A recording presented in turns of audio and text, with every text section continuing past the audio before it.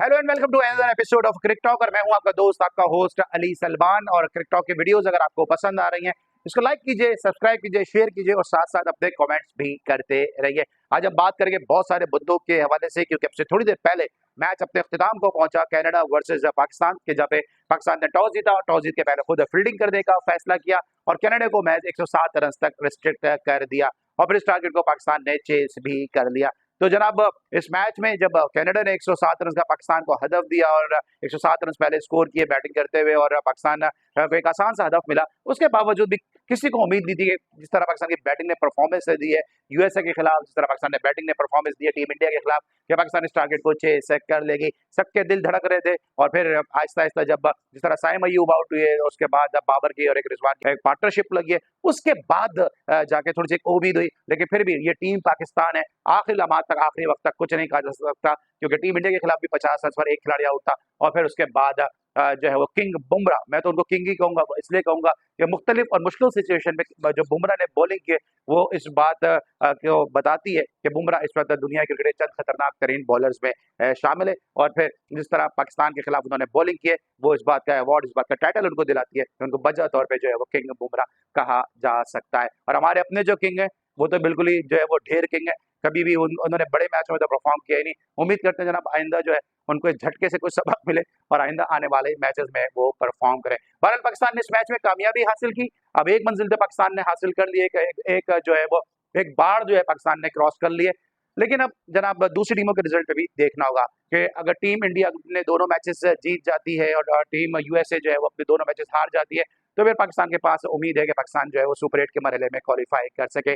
इस मैच में दो रिकॉर्ड्स भी बने। एक रिकॉर्ड तो ये बनना है कि जब जो इनके विकेट कीपर थे शेरियास मोवा, उसको आउट किया हारिस रऊफ ने, तो उनकी ये टी20 कैरियर की 7वीं विकेट थी। और मोवा का जो कैच लिया रिजवान ने, ये इनके टी20 कैरियर का 50वां कैच भी था। इस लिहाज से इस मैच को इन दोनों ने अपने लिए यादगार बना दिया।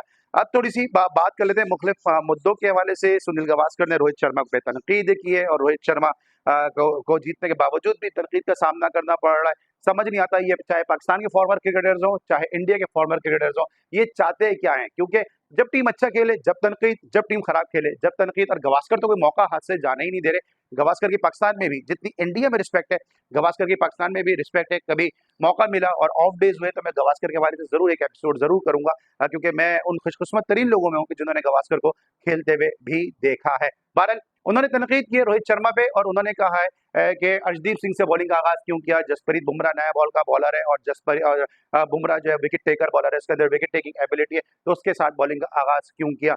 आपको याद होगा एक वीडियो की थी मैंने कुछ दिन पहले, जिसमें मैंने कहा था कि श्री सांत ने भी यही बात की है कि जो शुरू में जो है अर्शदीप जो है वो रन दे देता है और जो है वो बुमराह के साथ बॉलिंग का आगाज करना चाहिए। अब इसी बात को आगे बढ़ावा दिया लिटिल मास्टर सुनील गावस्कर साहब ने। उन्होंने भी कहा कि रोहित शर्मा की कैप्टनसी में थोड़े फ्लॉज हैं। गो के इंडिया जीत गया लेकिन उसके बावजूद भी उनकी कैप्टनसी में थोड़े से फ्लॉज हैं। लेकिन मैं समझता हूँ कि बहुत जबरदस्त कप्तानी की रोहित शर्मा ने, क्योंकि अगर अपने बाबर आजम होते और अगर पाकिस्तान की टीम 119 रन का हदफ देती तो टीम इंडिया आराम से इस मैच को 8 या 9 विकेटों से जीत जाती। हमारे कप्तान के पास इतने गट्स नहीं है, ना हमारे बॉलर के पास इतने गट्स हैं कि टीम इंडिया जैसी मजबूत बैटिंग पावर हाउस को इतने कम रन पे जब प्रेशर हो, क्योंकि पहले बैटिंग करते हुए तो आउट हो गई टीम इंडिया, लेकिन बाद में जब उसको पता है 119 रन करने, तो बहुत मुश्किल है कि टीम इंडिया जो है वो इस तरह का प्रदर्शन करे, इस तरह का मुजाहरा करे कि जिस तरह का पाकिस्तान के बैटर्स ने किया है।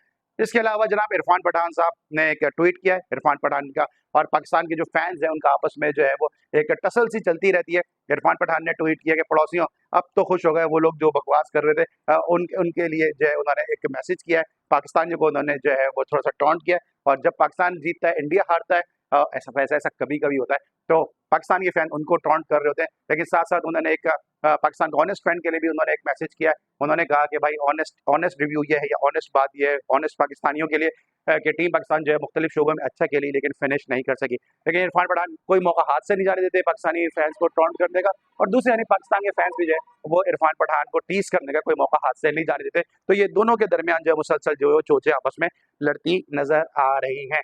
साथ साथ वसीम अकरम ने भी कहा कि जनाब बाबर आजम और शाहिन शाह अफरीदी, इन दोनों के दरमियान आपस में बातचीत नहीं है, इंटरनेशनल क्रिकेट खेल रहे हैं और इन दोनों के दरमियान आपस में बातचीत नहीं है। इसके अलावा उन्होंने फखर को, रिजवान को भी जो है वो और इफ्तिखार को भी तनकीद का निशाना बनाया।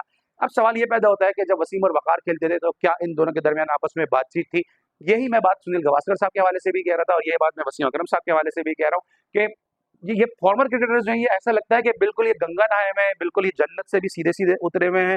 ये पुरुष नहीं है बल्कि कोई महापुरुष किस्म की चीज़ है कि इन्होंने कुछ किया ही नहीं अपने दौर में। आजकल के क्रिकेटर सब कुछ कर रहे हैं, इन्होंने कुछ नहीं किया। वसीम अकरम और वकार यूनुस के दरमियान एक तवील अरसे तक बातचीत बंद रही थी, दोनों एक-दूसरे के साथ बात नहीं करते थे।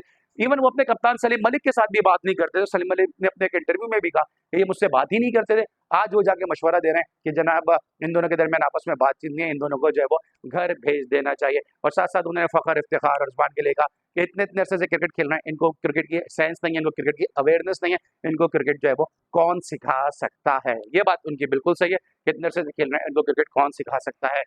दूसरी जानिब पाकिस्तान के former Test cricketer Ejaz Ahmed, जिनकी बतौर बैट्समैन मैं बड़ी रिस्पेक्ट करता हूँ, वो मुसलसल जो है वो भंडारी बातें करते नजर आ रहे हैं। इससे पहले उन्होंने वसीम अकरम को बिला वजह में कहा कि 99 का मैच जो है वसीम अकरम ने वर्ल्ड कप का मैच हरवाया, उस वक्त जरूरत नहीं थी इस किस्म का कोई स्टेटमेंट देने की। अब उन्होंने जनाब पाकिस्तान की गयूर कौम है जो ना सिर्फ पाकिस्तान में आबाद है, इंडिया में भी आबाद है, इवन अफगानिस्तान में भी है और पूरी दुनिया में जो है वो पख्तून फैले हुए हैं। उन्होंने पख्तूनों के लिए एक ऐसा स्टेटमेंट दे दिया कि जो मैं खुद पख्तून नहीं हूँ, लेकिन मुझे सुन के अफसोस है और सुन के मुझे जो है वो गुस्सा आ रहा है इस बात के ऊपर कि वो कैसे किसी कौम के लिए इस तरह कह सकते हैं। उन्होंने कहा जी पाकिस्तान की टीम में जो पख्तून क्रिकेटर हैं उनको उन्होंने टारगेट किया और उन्होंने कहा क्या कहा, उन्होंने कहा कि जी ये पख्तून है, इनको ना अकल है ना शऊर, सुबह उठ के नमाज पढ़ने जाते हैं, अपने माँ बाप के साथ वापस आते हैं, तो इनके अंदर कोई सेंस नहीं है। ये बहुत गलत बात है क्योंकि पाकिस्तान में जहांगीर खान जैसा पख्तून है, पाकिस्तान में जानशेर जैसा पख्तून है, पाकिस्तान में रिजवान जैसा प्लेयर है। मैं नाम लूंगा गिनती कम हो जाएगी, यासिर शाह हमारे हैं, शाहिद खान आफरीदी हमारे जबरदस्त प्लेयर हैं। तो इस तरह कहना, या इंडिया के अंदर भी अगर आप देखें तो इंडिया के अंदर भी जो है वो यूसुफ खान जो दिलीप कुमार के नाम से मशहूर हैं, राज कपूर गो के वो हिंदू मजहब से ताल्लुक रखते हैं लेकिन पख्तून तो वो भी है क्योंकि पेशावर में तो वो भी रहे, शाहरुख खान वो भी पेशावर में रहे। तो क्या ये वो लोग हैं जो फेल हैं, जिनके अंदर अकल नहीं है? एजाज अहमद साहब, बतौर क्रिकेटर मैं आपकी बड़ी इज्जत करता हूँ, लेकिन आपने एक दफा फिर साबित किया कि आप बहुत बड़े भंडारी हैं और आपको बात करने की तमीज नहीं है। उसके आपको याद होगा कि 2009 में एजाज अहमद को जो है वो हैंडकफ भी हो गया था क्योंकि इन्होंने बोगस चेक दिए थे। और जब से मुझे लगता है कि इनका मेंटल हेल्थ जो है ना वो सही है, इनको एक अच्छे साइकियाट्रिस्ट की जरूरत है। मुझे पाकिस्तान के एक फॉर्मर क्रिकेटर ने एक दफा बताया जो पाकिस्तान क्रिकेट छोड़ चुका है, मतलब इतना पुराना नहीं है लेकिन क्रिकेट बहरहाल वो छोड़ चुका है। उसने कहा कि यार ये एजाज अहमद तो इतना बाइस आदमी है, कराची के लोगों के लिए इतना बाइस आदमी है, इतना इसके अंदर तासुब भरा हुआ है कि अली भाई हमें जाके सिर्फ जो है ना किट उतारने का मौका मिलता था और कराची के लड़कों को ये जो है ना ऐसी प्रैक्टिस कराता था कि हमारी ना कैचिंग करते करते हाथ सूख जाते थे।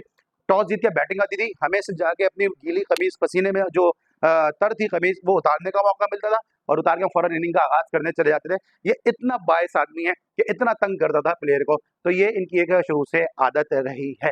तो नाजरीन ये था आज का हमारा वीलॉग। मैंने कोशिश की है कि जल्दी जल्दी कम समय में जो है वो ज्यादा गुफ्तगू की जाए क्योंकि ज्यादा आपका टाइम ना लिया है। अगर आपको क्रिक टॉक की वीडियोस पसंद आ रही है, लाइक कीजिए, सब्सक्राइब कीजिए, शेयर कीजिए और कमेंट जरूर अपने करते रहा कीजिए। अगली वीडियो तक के लिए बाय बाय।